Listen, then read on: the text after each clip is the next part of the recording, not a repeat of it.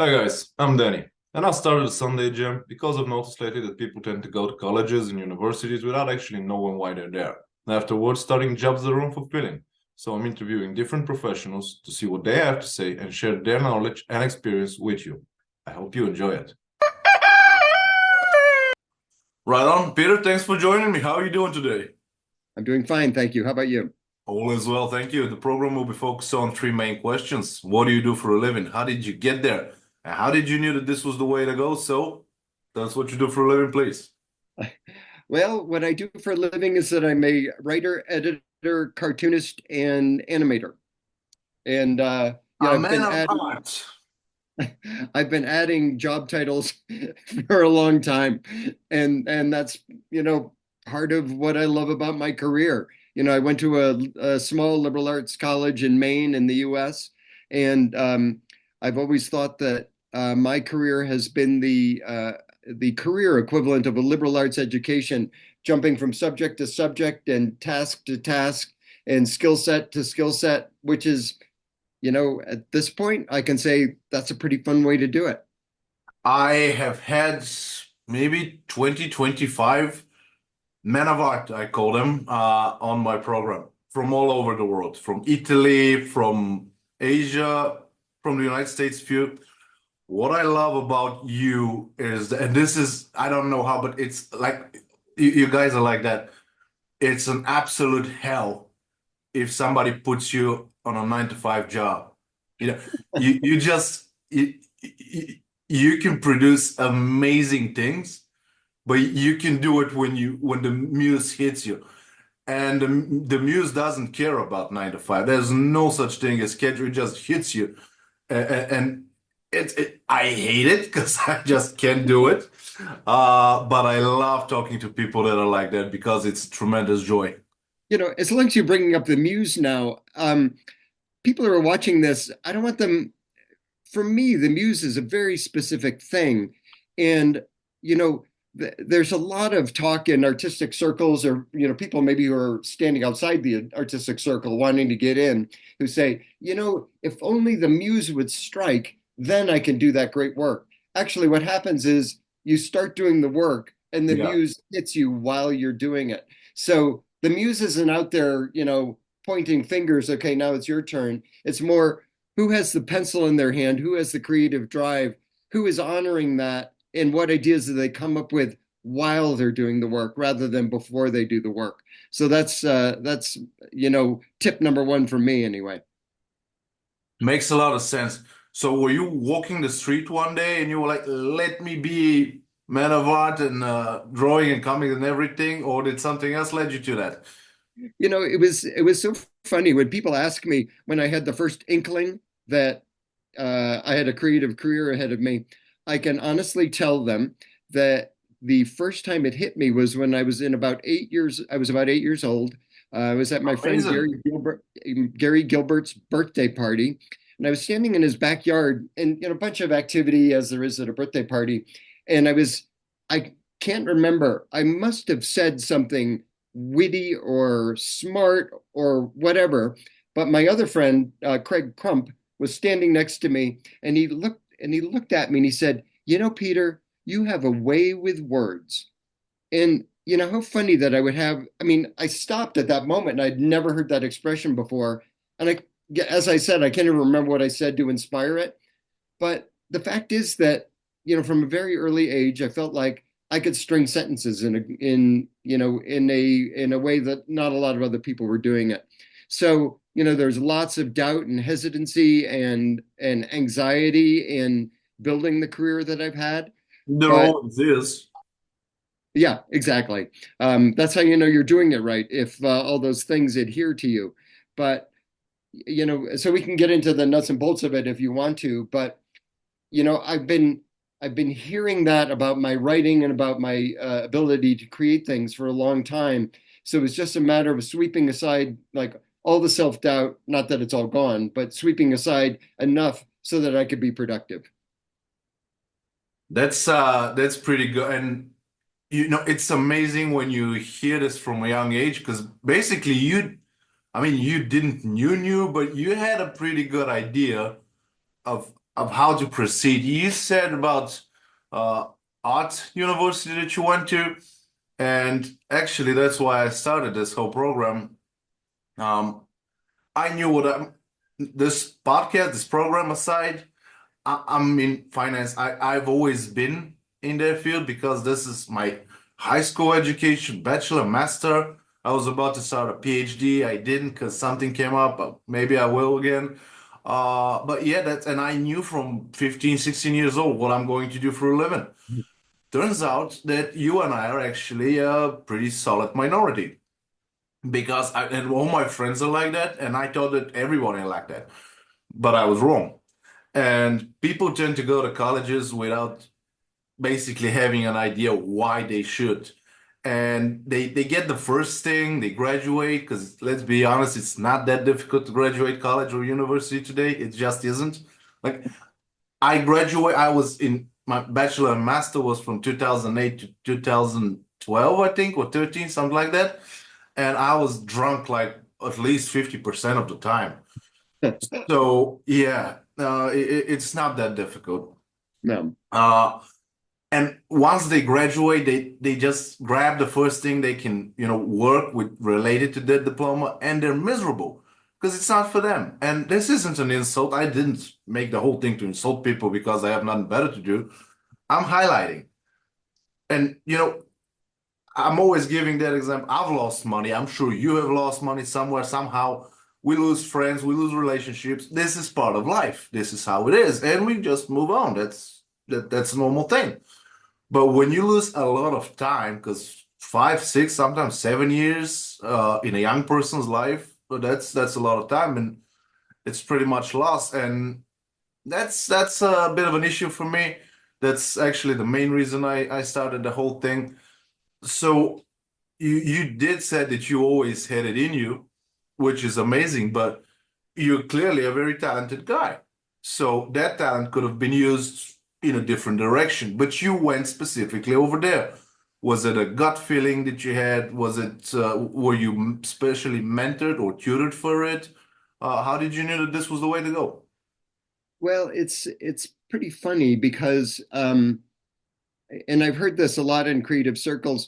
The people who I talk to about it say, it would have been nice if I had felt, this direction strongly and knew exactly where I was going. Instead, what they often say, and I feel this too, is I couldn't do anything else. So it's really a good thing that I was able to, I've been able to do what I've been doing. When I was in college, I was an English major back when they had English majors.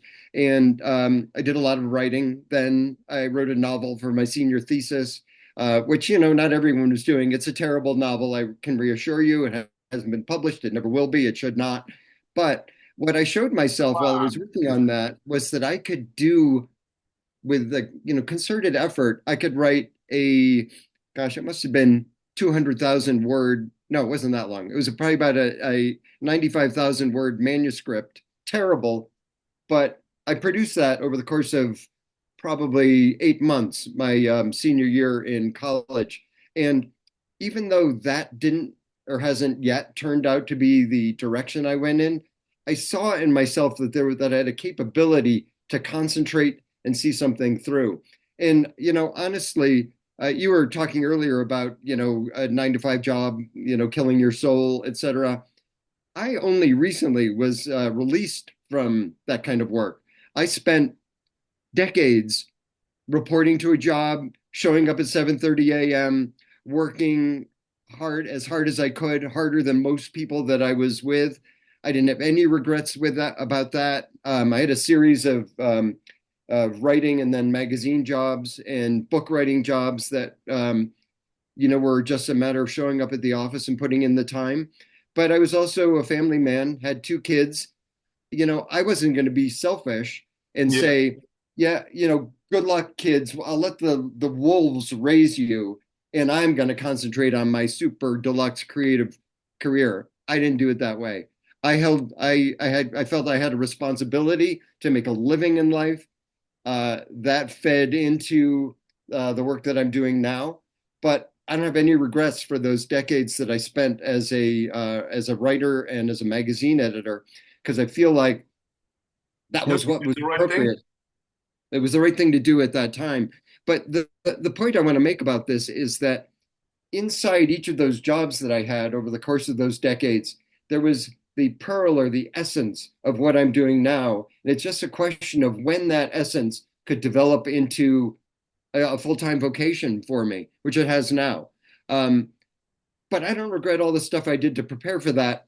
It's, those are the steps I needed to go through to get where I am happily today.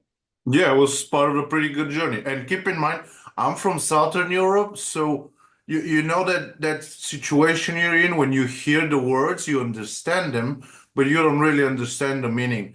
This is how we feel when someone says that they work as hard as they can. Like we don't do that here. We are easygoing people.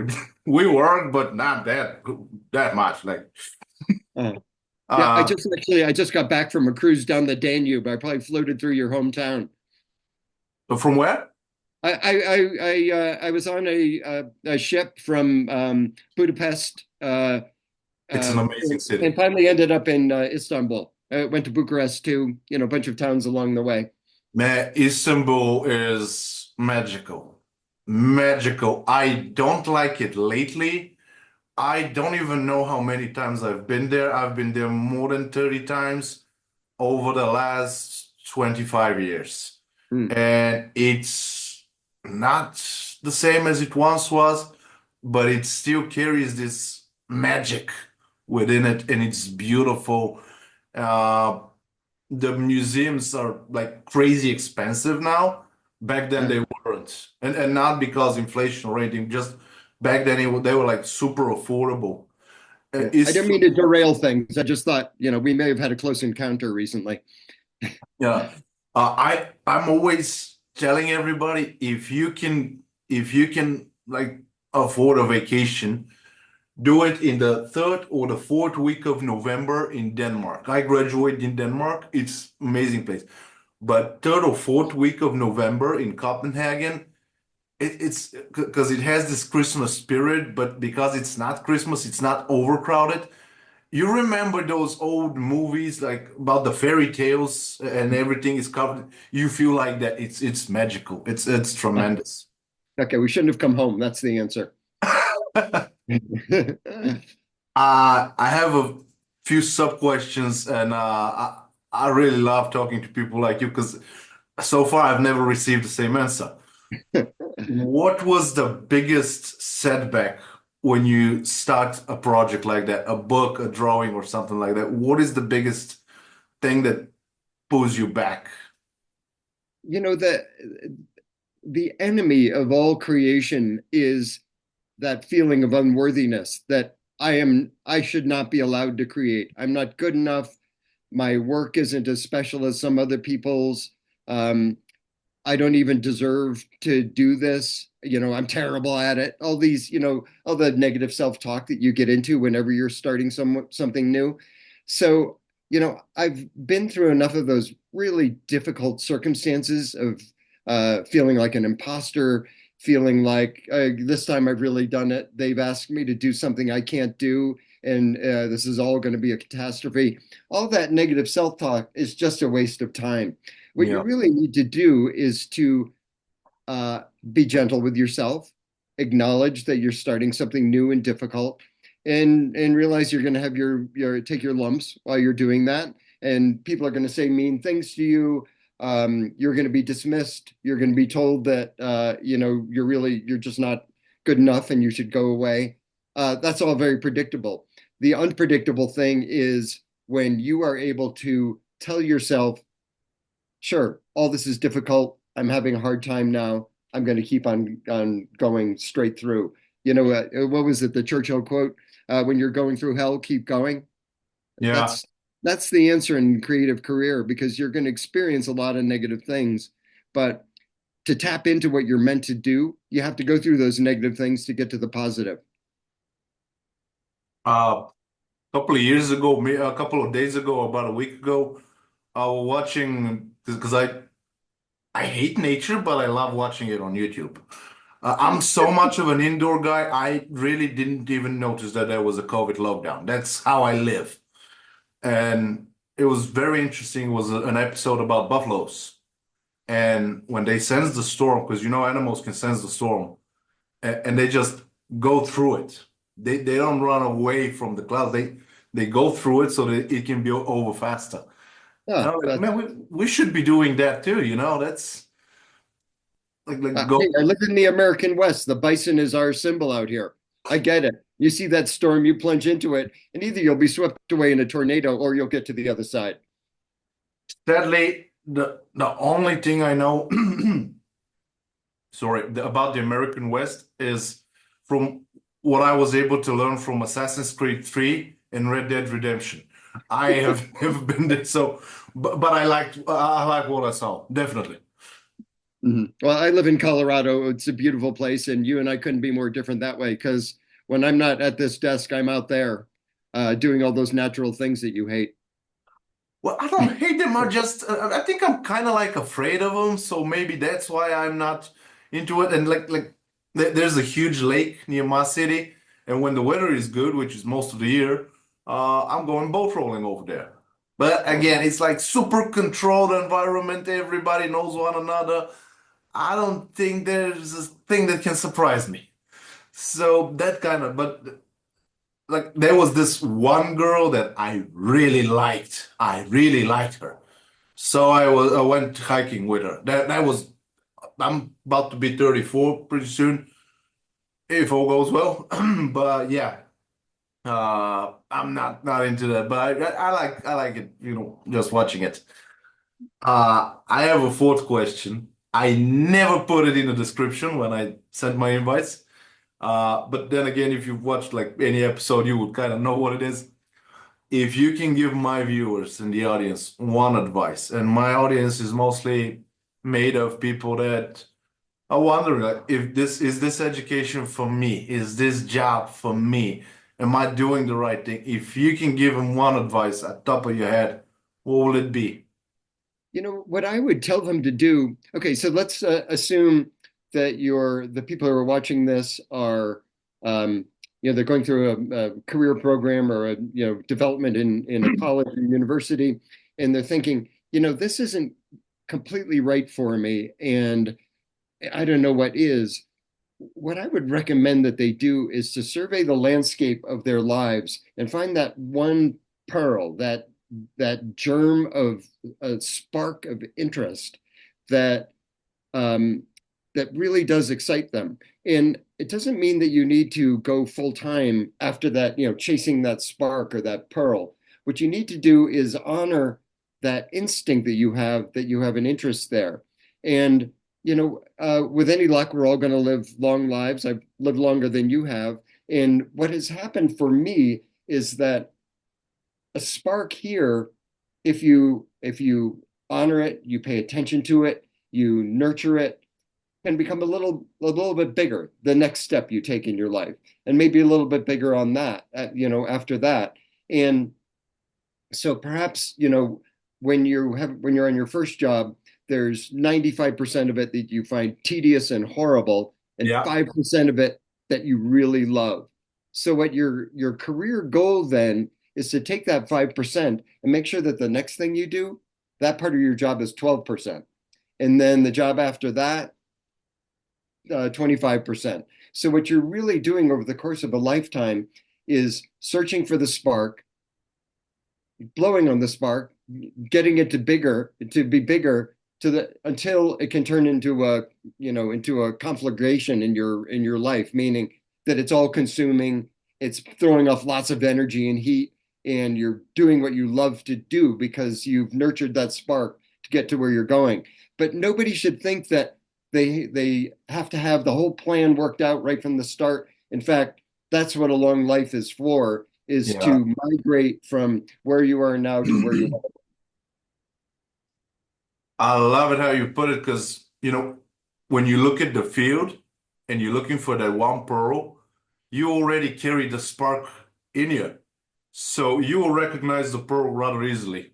Yeah, and I was lucky You that make it Craig to Crump was yourself. there to tell me, Peter, you have a way with words, and he helped fan that spark in me, and started me on the path that I'm on now. So that's I'm grateful to him, and I'm also grateful that I could recognize and nurture that spark as I went along in my life. Yeah, absolutely. About the long life, I'm personally not concerned at all because they asked me, but am I not worried about the war in Ukraine, about the wars that are in the Balkans and stuff like that? No, I'm not because I have bank loans. They will never let me die until we settle it. And I still have some time until I think it was 6th or 7th of July, 2051. So yeah, they can literally blow a nuclear bomb here. I wouldn't do. Maybe I'd have some sunburn because I'm a very pale man, but that would be about it. And I got to know the manager of the bank that gave me the first loan, and we kind of became friendly. Went to a bar one day. I'm like, what are you going to do if I die and you don't get your money back? Say, oh, Danny, don't worry about it. I'm gonna cremate you and you will work as a sand clock on my desk until your debt is paid. I'm like, well, okay. And he's that baby face guy, that like super cute man. And I don't know where did that came from. He's like, yeah, well, that's how we're trained. So that's actually the answer then, is to borrow a lot of money, ensure a long life, and you'll have time to work on whatever that spark is. Pretty much it works so far. Well, good luck with that. Hopefully. And with that said, Peter, huge thanks for being with me, man. That was amazing. Please do not forget to send me all the links because I want to put them in the description below. I will do that. Thanks for having me on here. Appreciate it. Bye. Guys, I hope this one was useful. Please follow the channel on YouTube, Rumble, Twitter, Gap, LinkedIn, and Facebook. Ring the bell and all the good stuff. Have a nice week ahead, and I'll see you next Sunday.